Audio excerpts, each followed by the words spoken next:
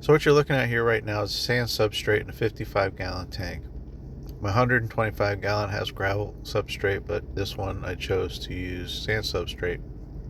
I've had a lot of problem cleaning it because I've never had any experience doing it.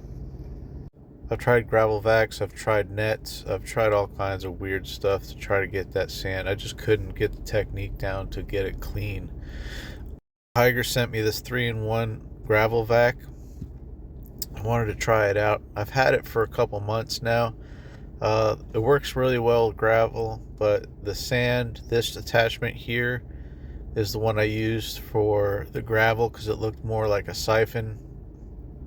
And I know with the siphon I can vacuum the gravel real well.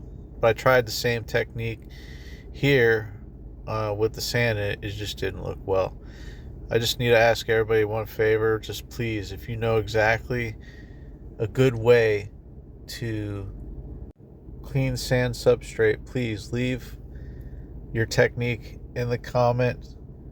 You know what kind of tool I need to get. I'll get anything that I need to just to get this stuff clean. But you'll see in a minute here, I switch over to another attachment that attaches to this gravel vac, and it works really well. The gravel vac that I have here, I've had it for a couple months now. I've used it on my regular gravel in my 125-gallon tank. I've used it in my 20-gallon tank. I tried it in this tank. It cleans a little bit, but not like I want, really good cleaning of the sand, because these cichlids leave a lot of stuff on top of the sand and stuff like that. So here in a couple minutes, I'm going to switch over to another attachment that goes to this 3-in-1 gravel vac, and it starts to work really, really well. It's got a nice open face to it, or attachment, should I say, that's open, and it kind of slides across the sand, and it gets all that dirt out of there. After having sand for so long, I'm not too sure if I'd do it again. It's just a pain in the butt to clean.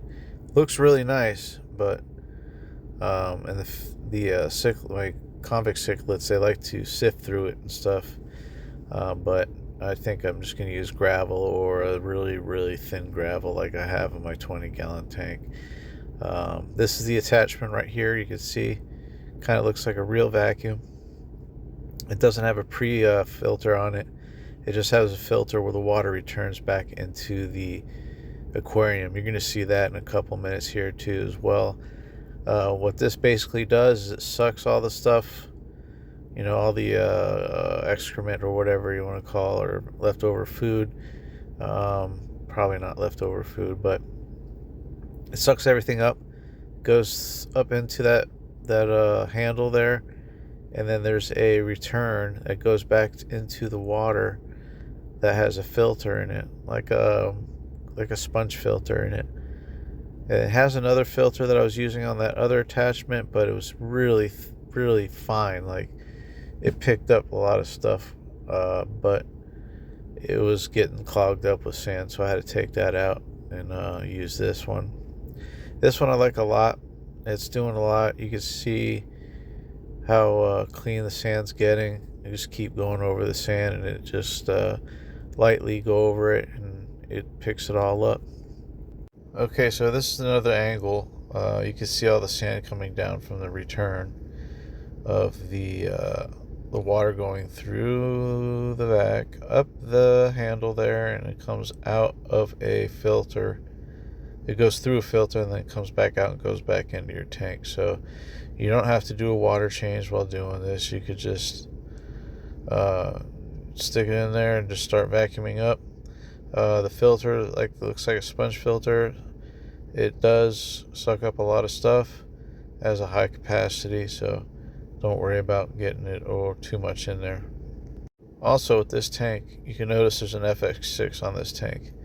The FX6, I cannot tell you how good that filter is, especially, for a small 55-gallon. I actually have a sump on my 125-gallon tank That I will be taking out. I do not want the sump anymore. It's been a pain in the butt. It's not big enough, one. Two, it just doesn't work well with the overflows and everything, and I don't want to drill my tank. So maybe in the future, when I take my fish out of that tank or put it in another tank, or I have access to another tank or a tub or something, and feel like drilling it, maybe I will drill it for an overflow. But in the meantime, I'm just probably going to buy another FX6 and put it into that tank. I am really impressed with the filter. I know it's made for ponds. It's what it says on there anyways, in aquariums. So if you could handle a pond, you could definitely handle aquariums 125 gallons. Also, I have other plans. I have a 75-gallon tank outside that I got from a friend. That was the original tank that I was supposed to put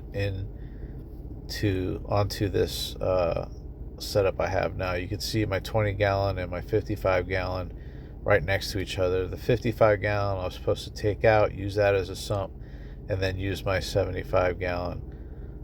Here's the water coming out of the top of the filter.